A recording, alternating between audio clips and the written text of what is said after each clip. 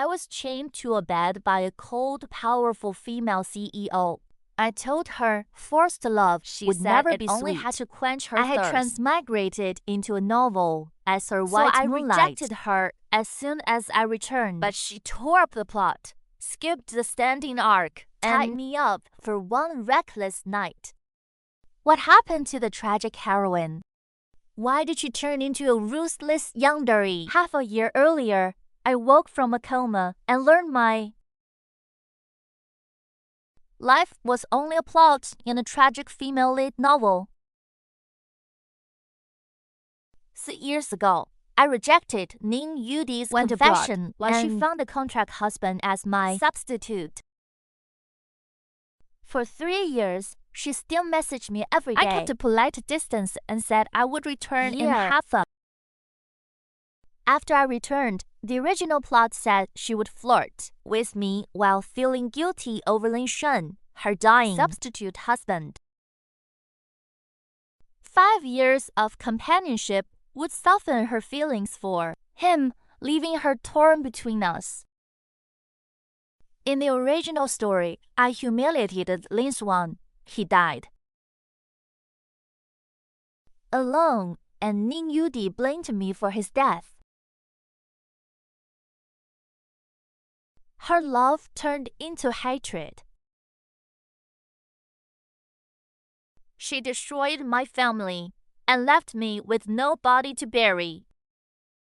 The shadow in my dream awakened my past life memories and maxed out my charm so I could survive. So for half a year, I studied like crazy and planned how to break the plot without angering her first. My plan was to go along with her, wait until she wavered between me and Lin Shen, then accuse her of two-timing and live with justice on my. After figuring it out, I boarded the flight home and saw Ning Yudi's message the moment I landed. Xiayun, have you landed? I'll pick you up. Then my sister Qin Siyue called. She had a meeting and couldn't come, so she told me to take a taxi, relax after coming home, and let her arrange work later. Right after the call, 2 million yuan arrived in my account. My sister was generous even with pocket money. At the parking lot, I saw Ning Yudi in a tailor suit,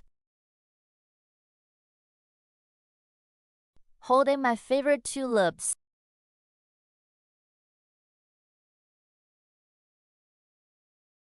I walked over, but before I could greet her, she threw away the flowers and hugged me tightly. People stared and filmed. I quickly told her we should get into the car first. Once the door closed, her eyes reddened. She said she had missed me for 3 years and slept only by looking at my photos. I awkwardly comforted her. When she invited me to dinner, I used my family dinner as an excuse. She dimmed for a moment, then asked about tomorrow. When I agreed, she suddenly kissed me. By the time I reacted, she had already blushed and fled into the red Bentley.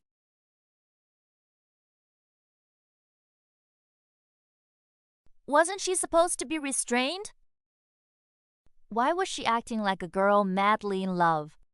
At home, Mom was cooking.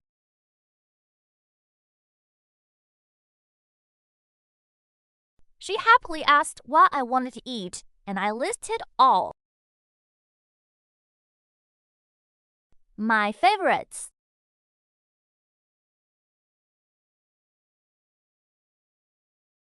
She said I was too thin and rushed back to make fish soup, too. This was the home I had to protect. Then my sister came back, hugged my head from behind, and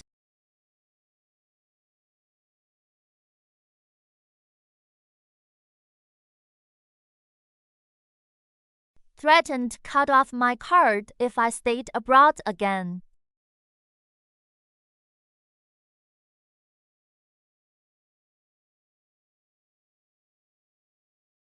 At dinner, they kept asking about my life overseas. I could hardly tell them I was at risk of being destroyed by a Yangtze CEO. After dinner, my sister stopped me and brought up the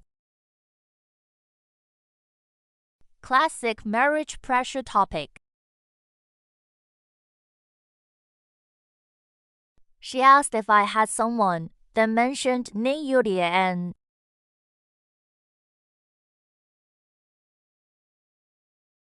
even the Villa Gate camera.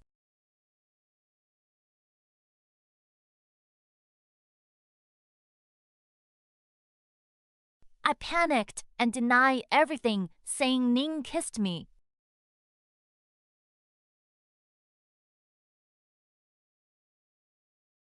First, and I had never planned to accept her.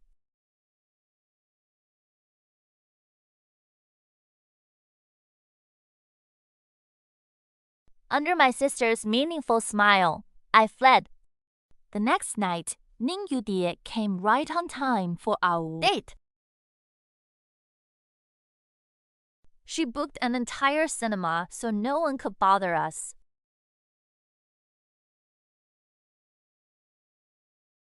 Then carefully held my hand in the dark.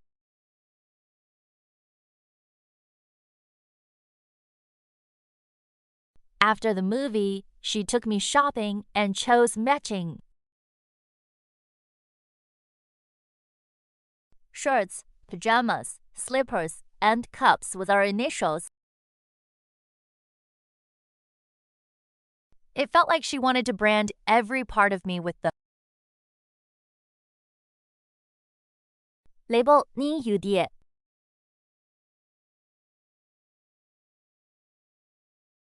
At dinner in a candle-lit restaurant, Jiang Yi called.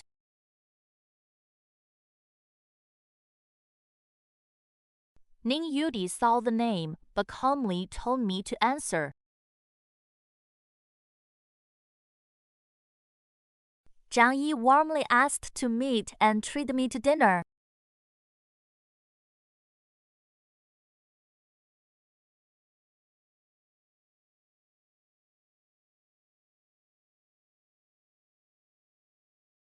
I said I was busy and would contact her later.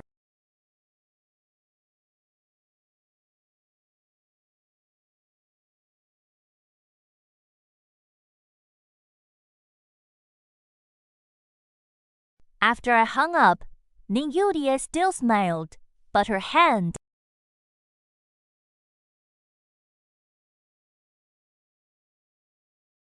under the table was clenched white.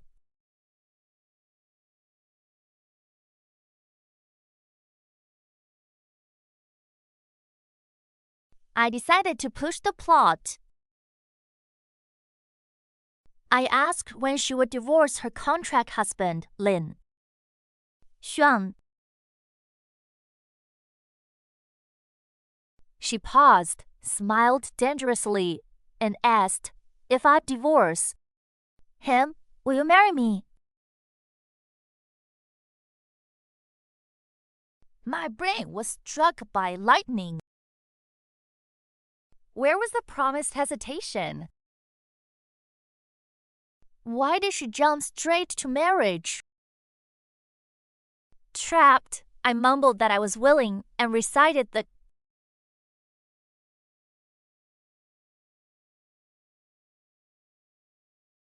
lines I had prepared about accepting her feelings.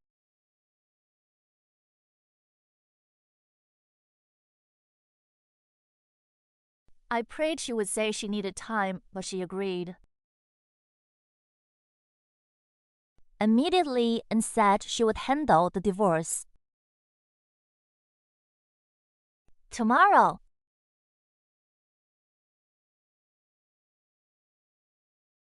Then she smiled and said if I dared to run, she would lock me up. I hurriedly said we should take things slowly. She stared at me until I broke into a cold sweat, then finally smiled and agreed to listen to me. I realized the plot was off because she might not know Lin.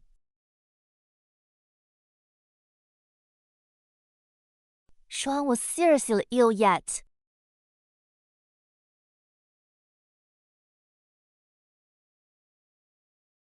So I carefully told her Lin Shuang might not have long to.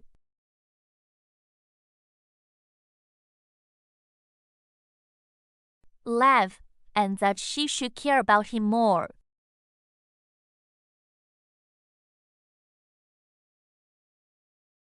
I expected guilt.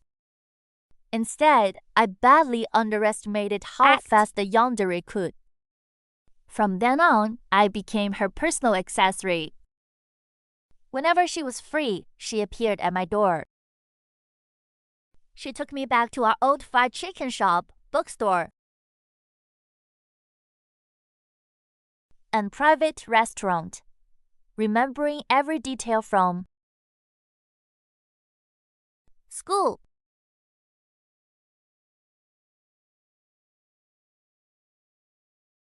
Even on campus, she happily talked about our past while I felt like a frog being boiled alive.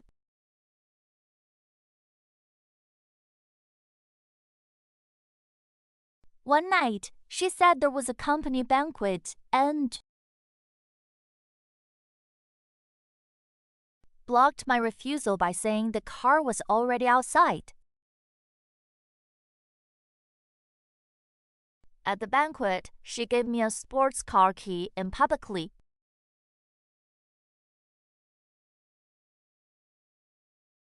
introduced me as her lover.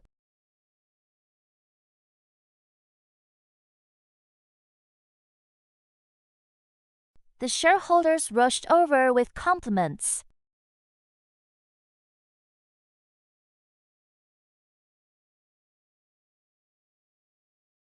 I smiled stiffly, feeling like a monkey on display.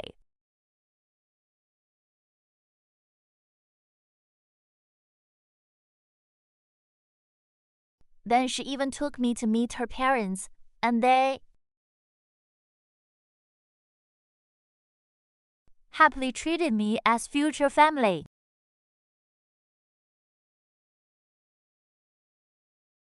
On the way back, I felt trapped in an invisible net. She had no guilt over Lin Shuang at all. I couldn't continue being boiled.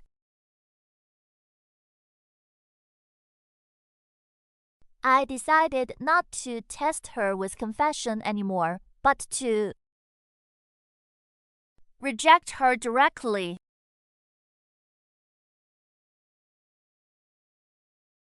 After dinner, I told her I understood her feelings, but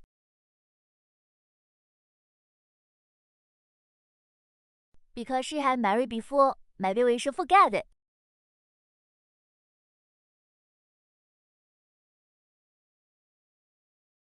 The air froze. Her smile vanished, and she asked if I was rejecting her. Again, because of Lin Shuang. She said the marriage was fake. They had no certificate.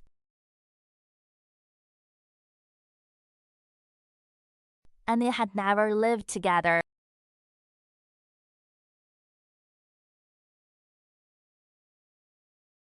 I hardened my heart and stepped back.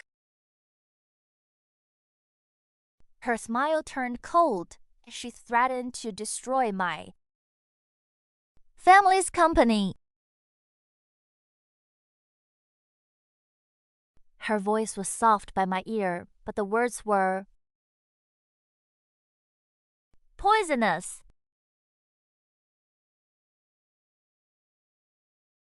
I finally saw the mad possessiveness beneath her mask. I couldn't gamble with my family, so when she reached out, I eventually followed her into the car. She drove to a familiar villa, but instead of her own home, she knocked hard on the villa next door. Lin Shuang opened it. He looked pale and sick, but Ning Yudi only stared at me and said they had never lived together. Then she grabbed my head and kissed me fiercely in front of her so-called husband. It was not a kiss. It was a declaration, a mark.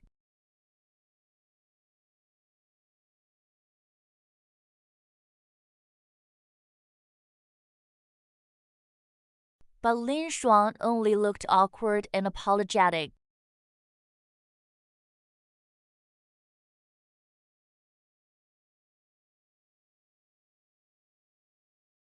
I dragged him aside, and he explained that the certificate was fake. He was only paid to act when her parents visited. His illness was real, but Ning Yudi had helped pay for the orphanage director's surgery. He was just a grateful employee. He even thanked me because my words made her pay the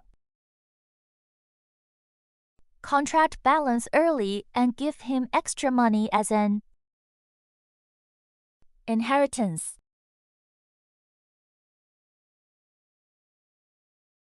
My worldview collapsed.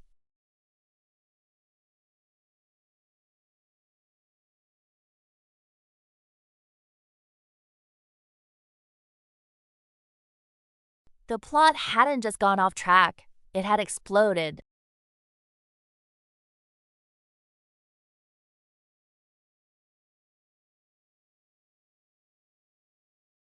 Substitute, guilt, hesitation, everything was fake. I went home and collapsed on the sofa, completely drained. Then my phone buzzed. Ning Yudi had sent 4 words. Where did you go? For the next 2 days, I stayed home and replied only with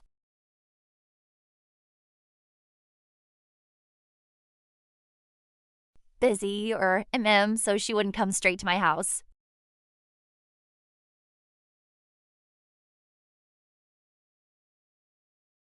I thought I was distancing myself, but I was only tightening the invisible rope in her hand. On the 3rd night, fear and hunger drove me out for a late-night snack in a hat and mask. The night wind cleared my head as I took a quiet path toward a 24-hour convenience store. Just as I relaxed, a shadow came from behind, covered my mouth, and dragged me backward.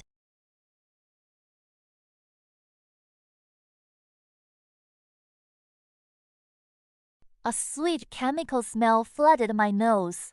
My strength vanished, and my last thought was that I had truly angered her. When I woke, I smelled the familiar light fragrance of Ning Yudi and opened my eyes. A crystal chandelier hung above me. My wrists and ankles were tied to the bed with soft cloths. Strips.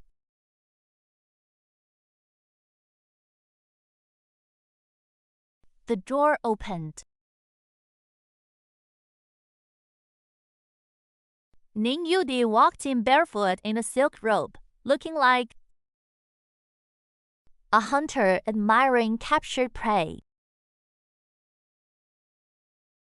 Xiaoyun, you really aren't obedient, she said softly. And the pressure made it hard to breathe.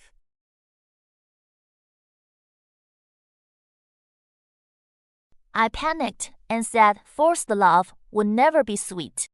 She smiled. It only has to quench my thirst. Just then, Jiang Yi called.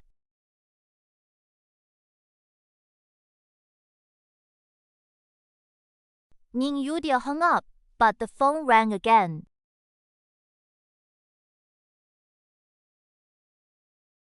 She answered impatiently, said she was handling a life-changing matter, turned off the phone and looked back at me.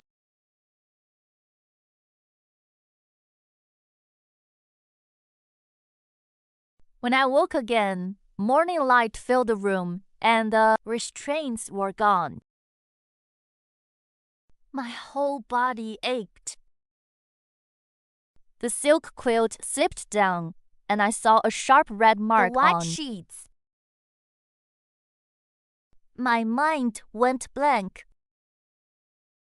Ning Yudi sat nearby with red tea, elegant and satisfied. Like a predator after a meal.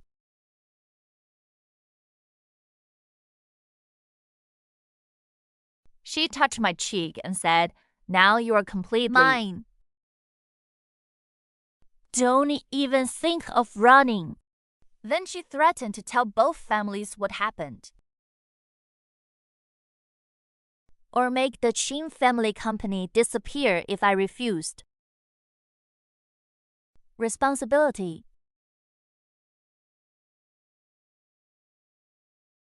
I felt all my strength drain away. She said my clothes were in the wardrobe and we would register the marriage on Monday. I didn't know how I dressed, left the bedroom, or returned home. The sunlight had no warmth at all. I should have been the transmigrator who knew the plot. Instead, I became a locked piece on her chessboard. The story is complete. Please like, follow, and stay tuned for more novel comics.